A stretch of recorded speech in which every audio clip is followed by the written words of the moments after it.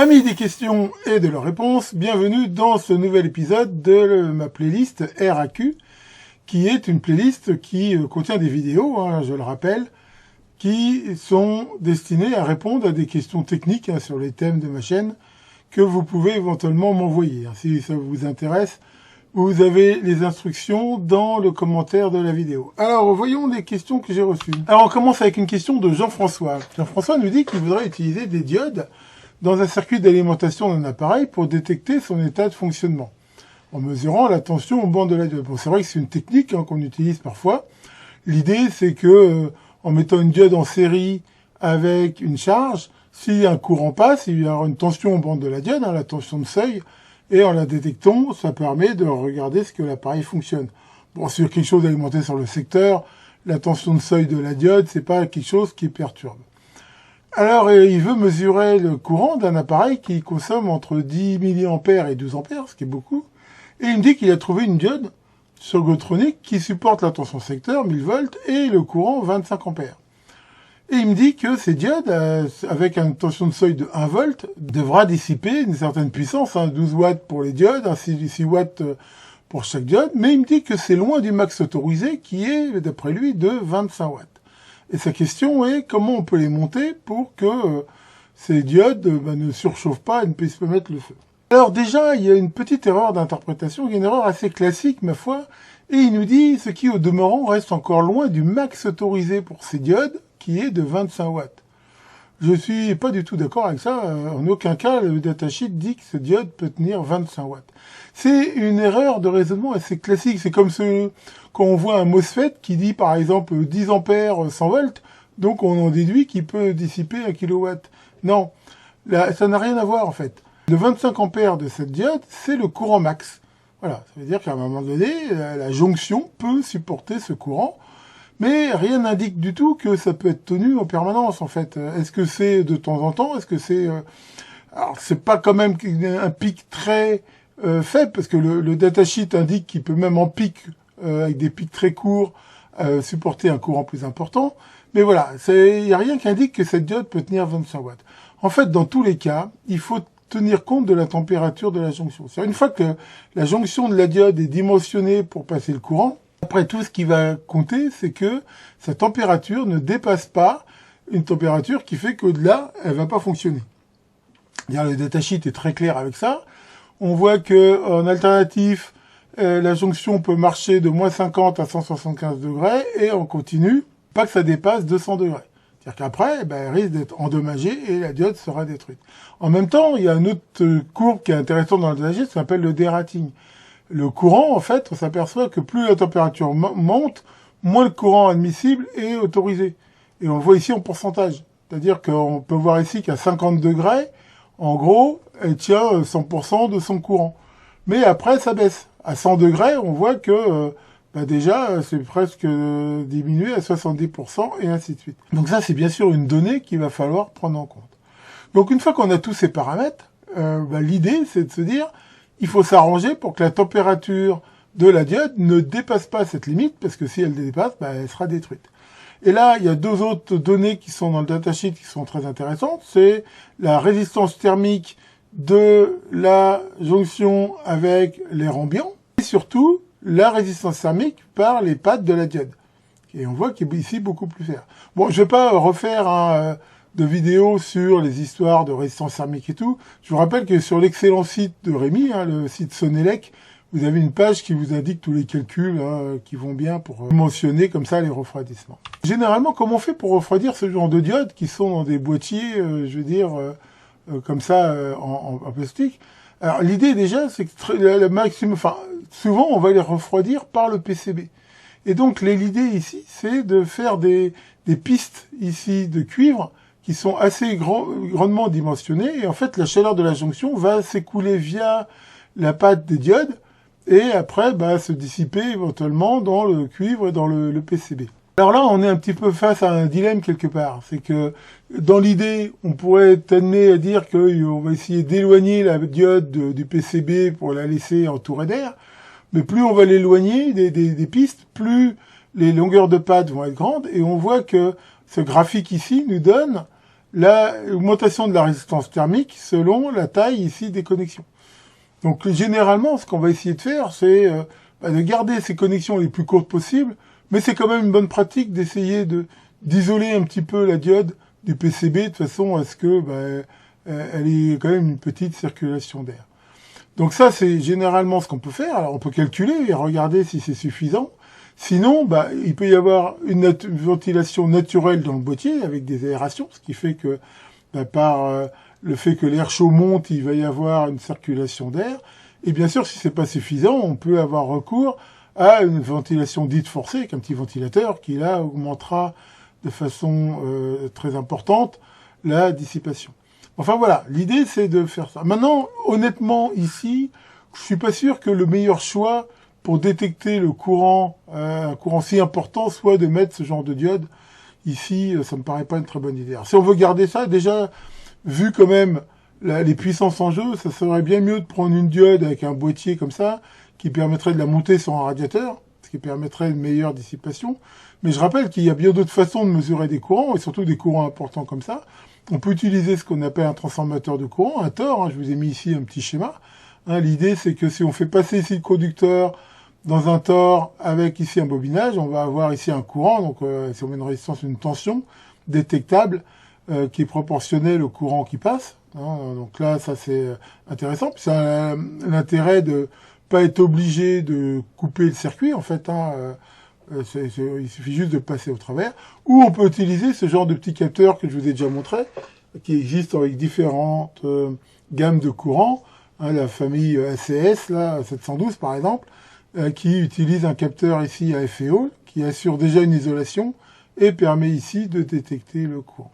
Alors maintenant, une question de Michel. J'ai fait il y a quelque temps une vidéo qui décrivait un petit testeur d'accus, qui testait la tension et la résistance interne de ces accus, le PBRM1, et il me dit que j'ai oublié de préciser que ça ne fonctionnait pas avec les accus rechargeables qui sont faits pour être rechargés en USB. Je vous ai mis ici une photo. En effet, on trouve ce genre d'accus qui ont le même gabarit physique que des piles AA, des piles 9 volts ou des choses comme ça, et qui, comme on peut le voir, ont aussi un petit connecteur USB qui permet de les recharger avec n'importe quel chargeur. Alors il me dit, est-ce qu'il y aurait quelque chose à faire, un montage, pour pouvoir aussi tester ce genre d'accu? Alors avant tout, il y a quelque chose qu'il faut bien comprendre, c'est que ce genre de piles, en fait, c'est pas simplement un accu. Si on les ouvre à l'intérieur, qu'est-ce qu'on trouverait? On trouverait une batterie. Généralement, c'est un seul élément, mais il peut y en avoir plusieurs. Généralement, genre lithium-ion. Il y a un BMS qui s'occupe de la charge. Donc, c'est là-dessus qu'est branchée la prise USB. Donc, ça va permettre de charger la batterie. Et à l'intérieur, il y a un convertisseur à découpage, continu, qui fait la tension de la pile. Par exemple, dans une pile 9 volts, on va avoir ici une batterie 3,7 et ici un convertisseur élévateur de tension qui fait ça. D'ailleurs, pour info, c'est un petit peu le défaut, un petit peu ce genre de batterie, c'est que généralement, même si c'est étudié pour très peu consommer quand il n'y a pas de charge, ça consomme toujours quand même un petit peu, ce qui fait qu'ils ont une autodécharge qui est relativement importante. Et c'est surtout intéressant pour des choses où ils utilisent assez souvent avec un courant fort. Par exemple, une lampe, des choses comme ça. Par exemple, si vous utilisez ce genre de truc pour une horloge, par exemple, c'est pas du tout une bonne idée, parce que souvent, ça va se décharger très vite, à mesure où une horloge, ça consomme quasiment rien, et le convertisseur, ici, consommera beaucoup plus, surtout qu'il n'a pas un rendement terrible. Et donc, pourquoi un testeur genre PBRM ne fonctionne pas avec ça? En fait, ces testeurs, ils utilisent une méthode de mesure qui est assez proche de celle qu'on utilise pour les ESR des condensateurs, de ce que j'ai pu voir. C'est-à-dire qu'on part du principe qu'une bonne batterie a une impédance à 1 kHz qui doit être extrêmement faible. Et donc, si on la mesure et qu'on trouve une résistance, c'est justement une résistance, je veux dire, parasite qui vient par-dessus. Or, si ici, on faisait ça sur ce genre de pile, on mesurerait la sortie du convertisseur, ce qui n'a pas vraiment ici de sens. Donc ici, si vraiment on veut tester leur résistance interne réelle, quelque part, là, il faut utiliser la bonne vieille méthode. Je la rappelle ici, elle est très simple à faire. On mesure la tension à vide avec un multimètre, par exemple, à vide avec un multimètre à une impédance d'entrée de 10 mégohms, ça fera une charge quasiment nulle. On essaie de tirer un courant fort assez important, un courant qu'il faut connaître. Donc soit on l'impose, parce que c'est une charge électronique, par exemple, soit on le mesure avec un ampèremètre. Et avec ce courant, on regarde de combien la tension baisse.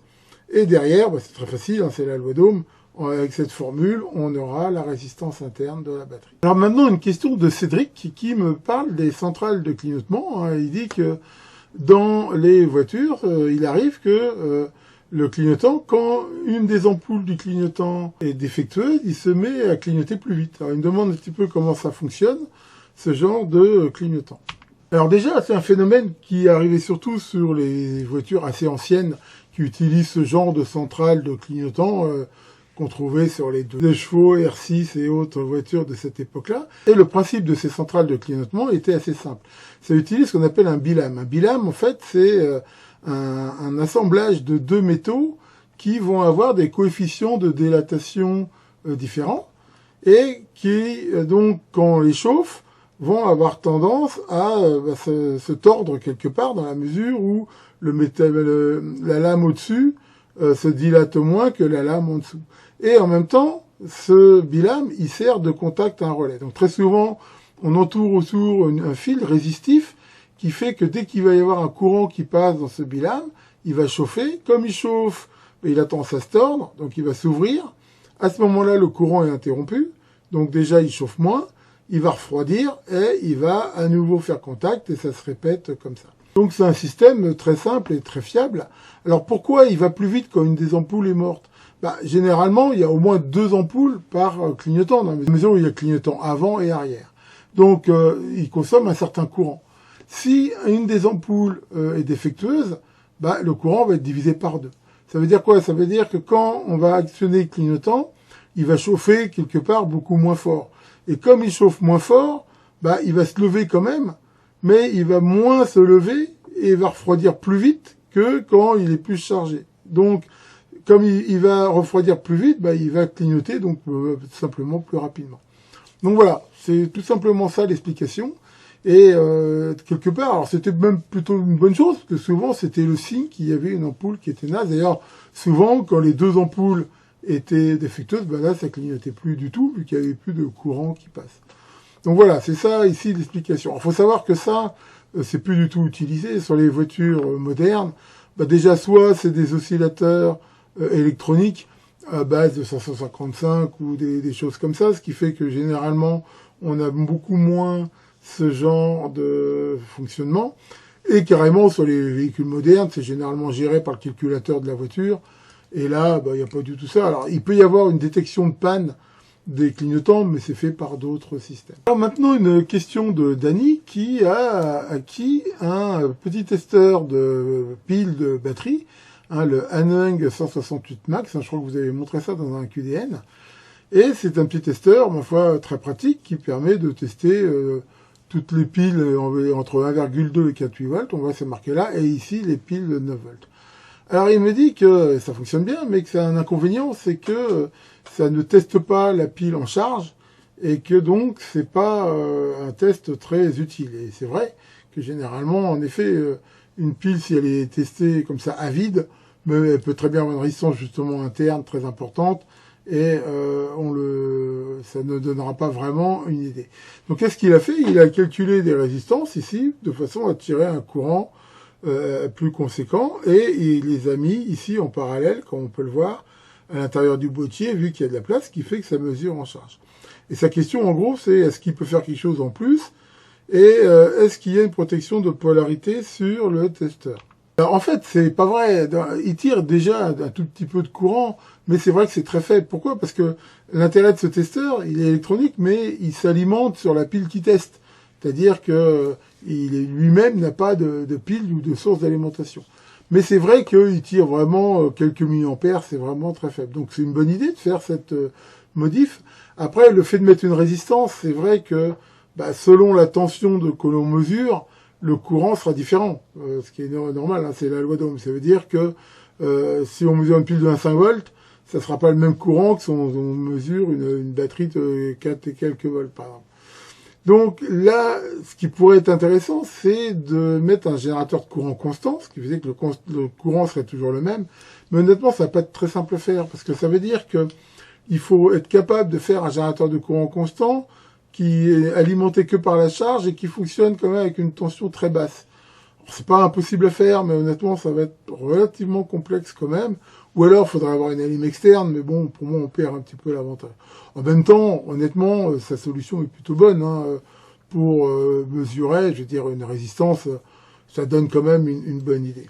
Alors, d'après ce que j'ai pu voir, il est protégé contre les inversions de polarité. Alors, d'abord, sur le 9 volts, si on regarde bien, il y a une sorte de petit méplat qui fait que, pour tester une pile 9 volts, c'est difficile de la mettre à l'envers. Et a priori, sur la partie test de plus basse tension, il est protégé par son électronique interne. Bon, maintenant, une solution la plus simple, ça serait de prendre une diode comme ça, qui tient 10 ou 20 ampères, là, et de la souder aussi en parallèle sur les contacts, ce qui fait que si on se trompe de sens, bon, c'est vrai que ça va faire un gros courant dans la batterie, mais enfin, normalement, ça peut pas donner un courant assez fort pour détruire la diode, et ça protégerait le testeur.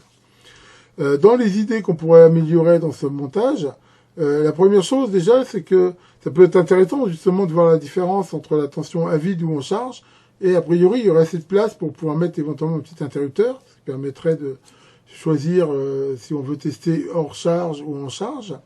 Et puis il a mis des résistances très puissantes, alors bon, qui peut le plus, peut le moins, mais d'un autre côté, c'est pas forcément utile dans le sens où si on met une résistance un peu moins puissante, elle va être chauffée. Je veux dire, quand on teste une pile, on la teste pas pendant 10 000 ans.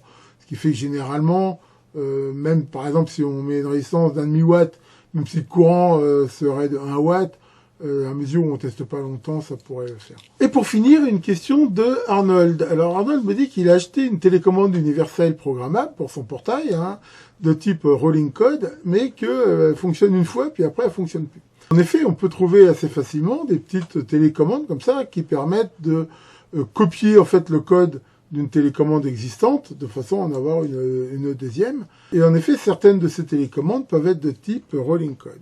Pour bien comprendre le problème, déjà, je vais essayer de vous expliquer rapidement ce que c'est que ce principe du rolling code.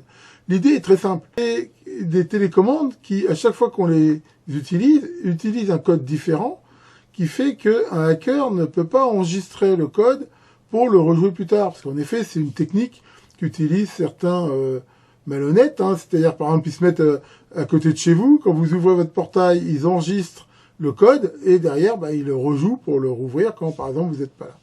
Donc l'idée, c'est que ce genre de télécommande utilise un code différent à chaque fois et s'arrange, on va voir comment, pour que un ancien code ne puisse plus jamais refonctionner.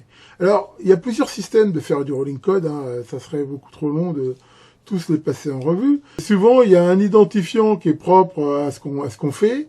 Il y a ce qu'on appelle une clé secrète. Et il y a un compteur, aussi bien dans la télécommande que dans le récepteur. C'est-à-dire, à l'origine, par programmation, par hardware, enfin, par tout ce qu'on veut, on s'arrange pour que la télécommande et le récepteur possèdent les mêmes valeurs. C'est-à-dire, elles ont la même valeur d'ID, la même valeur de clé secrète et un même compteur. À chaque fois qu'on appuie sur la télécommande, ça incrémente le compteur et il y a un algorithme dit cryptographique qui va tout mélanger ces infos pour envoyer, une séquence unique qui correspond à ces infos sur un code binaire. Alors ça peut être plus ou moins long, hein. Par exemple ça peut être sur 64 bits. Donc souvent, pareil, c'est pas le but de la vidéo, mais ça utilise ce qu'on appelle un hash qui est un hash de toutes ces valeurs. Quand le récepteur reçoit ces valeurs, il génère en interne un code avec les mêmes données, vu qu'il a a priori l'ID, la clé et le compteur, et après il compare les deux. Je veux dire, si les deux sont les mêmes, ça fonctionne bien, et il se dit, ok, c'est bien la bonne clé, et il incrémente aussi son compteur, et il ouvre le portail, par exemple.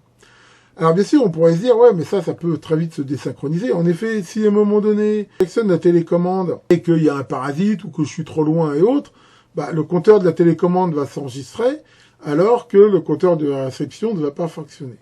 Alors pour pallier à ça, en fait, le récepteur, il est malin. C'est-à-dire que quand il reçoit un code, non seulement il essaie avec son compteur actuel, mais derrière, il incrémente son compteur pour voir si c'est pas le code qu'il reçoit un des futurs codes possibles. Et des fois, il peut aller assez loin. Il y a des télécommandes qui peuvent aller jusqu'à 1000 codes. Ça veut dire que si à un moment donné, par exemple, il y a eu 4 loupés dans l'envoi, il va incrémenter 4 fois, puis il va dire, ah, c'est quand même le bon, donc il va en déduire que c'est quand même bon qu'il y a eu un loupé. Il va resynchroniser son compteur, et ça se remet comme ça. Donc voilà le principe. Hein. Dans l'idée, c'est relativement simple. Par contre, il faut savoir que ces télécommandes-là, souvent, il peut arriver que quand elles ont été trop désynchronisées ou quand elles ont été déchargées trop longtemps, parfois il faut refaire. Il y a une procédure pour réappairer la clé et le récepteur. Pourquoi Arnold ça fonctionne pas? En fait, très généralement, quand on constate ça, c'est que la télécommande qu'on utilise, en fait, elle n'est pas rolling code. En fait, qu'est-ce qui se passe? Généralement, quand on va paramétrer la nouvelle télécommande, on le fait loin, par exemple, du portail. On va utiliser la télécommande originale pour envoyer un code qui est enregistré par la nouvelle télécommande. Donc, elle l'enregistre. Derrière, on prend la nouvelle télécommande, on va près du portail, on appuie, et ça fonctionne. Oui, ça fonctionne, vu que ça envoie un code qui est bien le code valide qui était attendu. Par contre, le coup d'après, si je rappuie sur la télécommande, elle, comme elle n'est pas rolling code, elle n'a pas incrémenté son compteur, elle envoie toujours le même code, et là, c'est le principe du rolling code, ça fonctionne pas. Et voilà, c'est très souvent ça. Et en même temps, je sais que des fois, il y en a, ils disent, ils s'imaginent qu'ils ont fait une erreur, et ils recommencent plusieurs fois, puis à chaque fois, ils constateront le même truc. Faut savoir que nos amis chinois, quand ils vendent ce genre de télécommande, ils mettent, c'est un peu comme CE, quoi. Généralement, ils marquent rolling code, qu'elle soit rolling code ou pas. Ils partent du principe que c'est rolling code, et bien sûr, c'est faux. Donc, en même temps, quand c'est vrai que c'est une rolling code, il faut que, elle utilise le même algorithme que celle que l'on veut copier, qu'éventuellement, s'il y a besoin, on puisse faire l'appairage et tout ça. Donc, faut être honnête. Dans la réalité, c'est un peu le bordel, c'est un peu la jungle. Il y a des vendeurs qui listent en disant, voilà, télécommande rolling code compatible avec, ils mettent des marques de portail, des marques de store, des trucs comme ça. Mais c'est toujours un pari, honnêtement, et des fois un pari risqué. Et parfois, malheureusement, la seule vraie solution, on est obligé d'acheter la télécommande du fabricant, du portail, par exemple, et souvent, il la vend très cher. Par exemple, une télécommande comme ça, programmable, ça vaut 2 ou 3 euros. Moi, sur mon portail, par exemple, si j'achète la télécommande du vendeur, c'est presque 50 euros, quoi. C'est vendu vraiment au prix fort. Bon, après, ils profitent de la situation, c'est comme ça. Alors, il y a quand même éventuellement, des fois, une solution de rechange. C'est que dans le cas d'un portail, par exemple, souvent, au niveau du boîtier du portail, il y a un bornier ou un poussoir qui permet de le commander manuellement. Et là, l'idée, c'est que si on achète ce genre de petit kit, là, je vous ai mis ici une photo, qui contient par exemple 4 ou X télécommandes et un récepteur, on peut très bien commander ce poussoir avec ça. C'est-à-dire qu'à ce moment-là, ça revient à utiliser une télécommande qui n'est pas réellement compatible avec l'autre, mais on met, on va dire, en parallèle un autre système émetteur-récepteur. Et ces petits kits, souvent, ils coûtent vraiment pas cher, donc ça coûtera éventuellement moins cher. Par contre, il faut faire attention, très souvent, ces petits kits, eux, ne sont pas rolling code, justement, ce qui fait que on perd cette sécurité. Après, voilà, on peut des fois considérer que c'est un risque minime et on peut pouvoir le prendre. Voilà, c'est pour ça que malheureusement, des fois, ces télécommandes dupliquées, c'est one shot. Voilà pour ce 8e épisode de la série Réponses aux questions. J'espère que ça vous aura intéressé. Donc, si vous avez éventuellement des questions techniques, voilà, je vous dis, je mets en commentaire de la vidéo la marche à suivre pour me les envoyer, sachant que je ne garantis absolument pas les réponses, ni quand je les fais, dans la mesure où voilà, j'attends d'avoir assez de questions pour faire un épisode. Quand j'en ai... Tiens, Caroline, ça va Caroline, t'as l'air toute contente. Oui, t'as une super idée qui t'a traversé l'esprit. Elle n'a pas dû trouver beaucoup d'obstacles. Cassé. Bon, allez. Là-dessus, portez-vous bien et à très bientôt pour de nouvelles vidéos.